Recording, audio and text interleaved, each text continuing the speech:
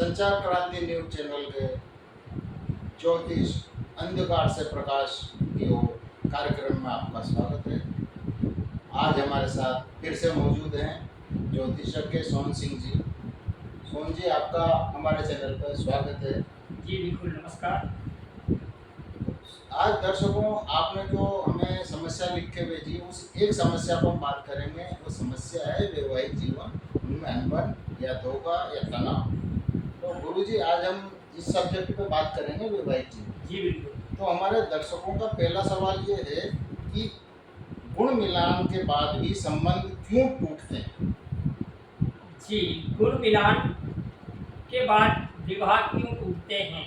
इसका सीधा सा मतलब है कि गुण मिलान से विवाह तय नहीं करें, कुंडली मिलान से विवाह तय करें। और कुंडली मिलान में भी आजकल ज्योतिषी मंगल दोष देख कर के चुप हो जाते हैं, जबकि मंगल के अतिरिक्त कई सारी कुंडली में बातों को देखना अनिवार्य है। जैसे लग्न भाव जातक का व्यक्तित्व कैसा है, चतुर्थ भाव जातक जातिका को भूमि भवन का सुख देगा या नहीं देगा, जातक के ससुराल से कैसे बनेगी, जातक का अष्टम भाव, जातक के सप्तम भाव, उसकी वैवाहिक जो दाम्पत्य जीवन है उसकी स्थिति क्या है, कुंडली से लगन का अष्टम भाव जो होता है, जातिका के पति की उम्र का स्थान होता है। फिर उसके बाद 12वां घर जो होता है जन्म पत्रिका, उस भाव को भी मिलाना अनिवार्य है, क्योंकि 12वां भाव बेडरूम का है।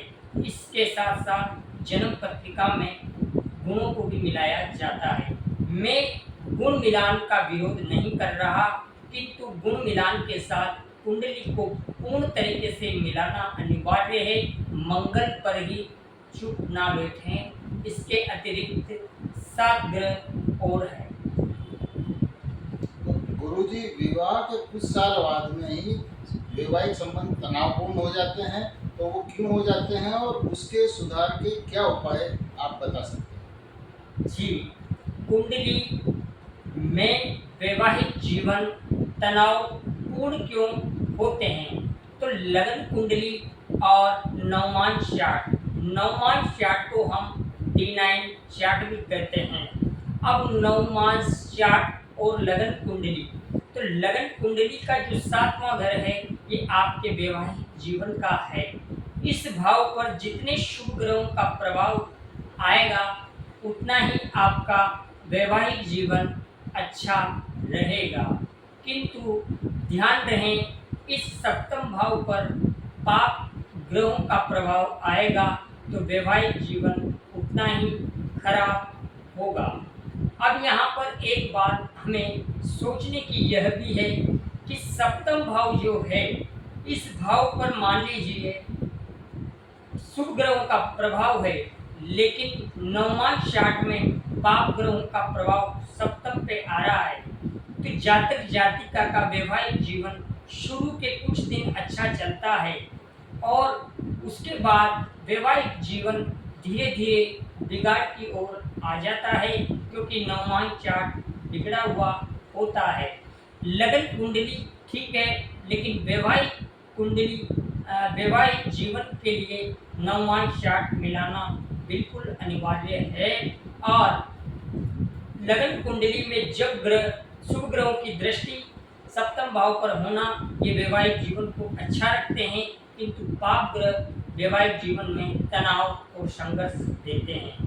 कहने का मतलब नवमांश कुंडली और लगन कुंडली, अगर मान लीजिए लगन कुंडली पर सप्तम भाव पर शुभ ग्रहों का प्रभाव है तो वैवाहिक जीवन कुछ दिन अच्छा चलता है, और पाप ग्रहों का प्रभाव है तब भी बिगड़ता नहीं है, क्योंकि नवमांश कुंडली में अच्छा होता है। कहने का मतलब यह है, दोनों में से एक कुंडली में अगर थोड़ी सी भी सुधार की स्थिति है तो वैवाहिक जीवन धीरे धीरे करके सुधर जाता है, और दोनों में बिगड़ा हुआ काम है तो फिर वैवाहिक जीवन तनावपूर्ण रहता है। इसके अतिरिक्त सप्तम भाव केंद्र और त्रिकोण में हो, सप्तम का मालिक केंद्र त्रिकोण में हो तो वैवाहिक जीवन बहुत अच्छा होता है। और अगर 6 8 12 में चला जाए, 3 6 11 भाव में चला जाए तो विवाह में बहुत तनाव और संघर्ष देता है। गुरुजी, अभी हाल ही में ताज़ा केस है सिया केतन वाला, तो उससे रिलेटेड एक प्रश्न हमारे दर्शक पूछना चाह रहे हैं कि विवाह में धोखा क्यों होता है और ज्योतिष की नज़र से, ज्योतिष के अनुसार इसे कैसे बचाना जा सकता है? जी, इसमें कई ज्योतिषियों का मानना ऐसा भी है कि केतन और सिया गोहिल का जो केस है, इसमें उनका मानना है कि कुंडली का मिलान करने के बावजूद इस तरीके की जो हरकत हुई, ये क्यों हुई? देखो, जन्म पत्रिका एक आपका प्रारब्ध का खेल है। प्रारब्ध के अनुसार ग्रह आपको फल प्रदान करते हैं और कुंडली मिलान आपको करना अनिवार्य है। किंतु कुछ लोग, मैंने जैसा कि पूर्व में बताया है कि कुंडली में मंगल दोष को देख करके आदमी आगे बढ़ जाता है। इसके अतिरिक्त कई सारी बातें होती है जिसे आदमी नहीं देखता। राहु केतु को भी देखना अनिवार्य है, सूर्य को भी देखना अनिवार्य है, शुक्र को शनि को भी देखना अनिवार्य है, सभी को देखना अनिवार्य है। कुंडली मिलान के समय नवग्रहों को देखना अनिवार्य है, तब जाकर के वैवाहिक जीवन के बारे में सटीक और अच्छी बात मिलान तक पहुंचाना अनिवार्य है। विवाह मिलान के समय लड़का और लड़की की चंद्र कुंडली, सूर्य कुंडली, लगन कुंडली, गोचर और नवमांश चार्ट, इन सब का मिलान अनिवार्य है और दशाएं मिलना अनिवार्य है, तब जाकर के कुंडली का मिलान सटीक तरीके से हो पाता है। आजकल ज्योतिषी केवल लगन कुंडली को देख करके, मंगल को देख करके बेवकूफ बनाते हैं, भ्रमित करते हैं, मूर्ख बनाते हैं।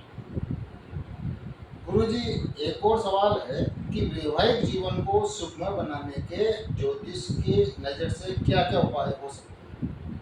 वैवाहिक जीवन को सुखमय बनाने के उपाय, देखो, विवाह को सुखमय बनाने के लिए मैं आपको एक चीज बताता हूँ कि कुंडली मिलान करके विवाह किया जाए। अच्छे देवज्ञ ज्योतिषी से मिलकर परामर्श करके अगर कुंडली का मिलान किया जाए तो किसी उपाय की हमें आवश्यकता नहीं पड़ती। लेकिन फिर भी अगर कोई ऐसी स्थिति है, वैवाहिक जीवन में तनाव है, तो पति या पत्नी या दोनों ही अगर गौरी शंकर रुद्राक्ष को किसी भी सोमवार को अपने गले में धारण करें तो निश्चित रूप से दाम्पत्य जीवन में मधुरता आती है। इसी के साथ साथ अगर प्रतिदिन माता लक्ष्मी को खीर का भोग लगाकर माता लक्ष्मी के सामने विराजमान होकर श्री सूक्त का पाठ करने से भी दाम्पत्य जीवन में मधुरता आती है। और भगवान शंकर को अगर दही समर्पित किया जाए शुक्रवार वाले दिन तो इससे भी दाम्पत्य जीवन में मधुरता आती है। और मंगलवार के दिन सहज समर्पित करने से भी दाम्पत्य जीवन में मधुरता आती है। गुरुजी, हमारा अंतिम सवाल है आज का कि मंगल दोष का समाधान क्या होगा? जी, इस दुनिया में 75% से ज़्यादा लोग मांगलिक हैं। मंगल दोष कोई बुरा दोष नहीं है। आजकल लोग मंगल को लेकर बहुत भ्रमित है। मैं कहता हूँ मंगल से श्रेष्ठ ग्रह कोई भी नहीं। मैंने आज तक जितने भी इंटरव्यू दिए हैं उन सभी में कहा है मंगल एक सेना नायक है, वो हमारी रक्षा करता है, तो भला वो हमारी भक्षक क्यों बनेगा। तो मैं कहना चाहता हूँ मंगल एक क्रूर ग्रह है जो कि सेनापति है। तो मंगल दोष कुंडली में देखना अनिवार्य है, ये मैं आपसे मना नहीं करता, किंतु मंगल दोष अलग चीज़ है और मांगलिक योग अलग चीज़ है। दोनों में फर्क है। अब दोनों में फर्क क्या है? मंगल उच्च का और अपनी राशियों में विराजमान हो जाए या मित्र राशियों में बैठ जाए तो ये मांगलिक योग है। लेकिन मंगल शत्रु राशियों के साथ बैठा हो 1 4 7 8 और 12 घर में तो ये मांगलिक दोष है। और मंगल शत्रुओं के साथ बैठ जाए या मंगल शत्रु ग्रह की दृष्टि में आ जाए तो यह भी खतरनाक साबित होता है। किंतु इसका कैंसिलेशन यह है कि मंगल अगर 5 डिग्री से कम है इन्हीं भावों में, या मंगल 28-29 डिग्री का है, तब इसका दोष नहीं लगता है। मकर राशि में मंगल उच्च का होता है तब भी इसका दोष नहीं लगता है। और मंगल की राशि जो है मेष और वृश्चिक, इनमें भी ये हो तो कोई इसका दोष नहीं लगता है। इसके अतिरिक्त मंगल सूर्य से अस्त होकर के बैठ जाए 1, 4, 7, 8 और 12 भाव में, तब भी मंगल का दोष नहीं लगता है। किंतु इसका मतलब ये नहीं है कि हम कुंडली का मिलान नहीं करें।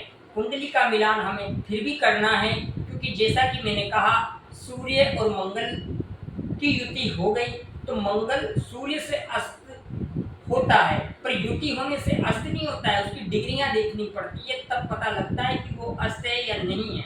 तो हमें इस पर भी ध्यान देना अनिवार्य है। और मांगलिक कुंडली अगर है तो मांगलिक बच्चे से ही विवाह करना चाहिए। अगर नॉन मांगलिक से करेंगे तो इसका दुष्परिणाम मिलना अनिवार्य है। लेकिन अगर मान लो कोई जातक मांगलिक है और उस मांगलिक का किसी प्रकार से परिहार हो रहा है, तब कोई दिक्कत नहीं है। जैसे मंगल अभी मैंने बताया डिग्री वाइज कमजोर है, या गुरु की दृष्टि उस पर है, शनि की दृष्टि उस पर है, तो मंगल का परिहार हो जाता है। किंतु इसका मतलब बिल्कुल भी यह नहीं है कि मंगल का परिहार हो गया, कुंडली का हम मिलान नहीं करें। कुंडली मिलान करना अनिवार्य है।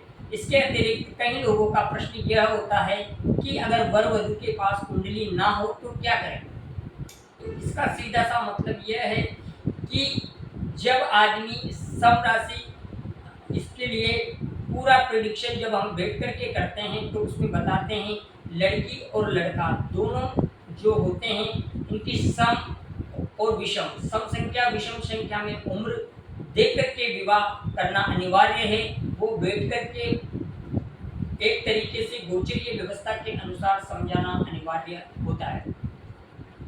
तो दर्शकों, ये थे हमारे गुरुजी सुमन जी, और इन्होंने आज विस्तार से बताया वैवाहिक जीवन कैसे आप सफल बना सकते हैं, उनकी बाधाएं कैसे दूर कर सकते हैं। उम्मीद है आपको ये कार्यक्रम पसंद आया होगा। आप व्यक्तिगत रूप से अगर गुरुजी से मिलना चाहें तो इनके संपर्क नंबर एक बार आप फिर नोट कर सकते हैं। गुरुजी, आपके संपर्क नंबर हमारे दर्शकों को एक बार बताइएगा। जी, 7742371574। तो दर्शकों, आप कभी भी संपर्क कर सकते हैं, व्हाट्सएप कर सकते हैं गुरुजी से भी, और हमें भी कमेंट और शेयर करके सब्सक्राइब करके अपनी समस्या हमें लिख के भेजिए, तो हम उनको अगले कार्यक्रम में फिर शामिल करेंगे। अगले कार्यक्रम में आपसे हम फिर मिलेंगे, तब तक के लिए इजाज़त दीजिए। नमस्कार। नमस्कार।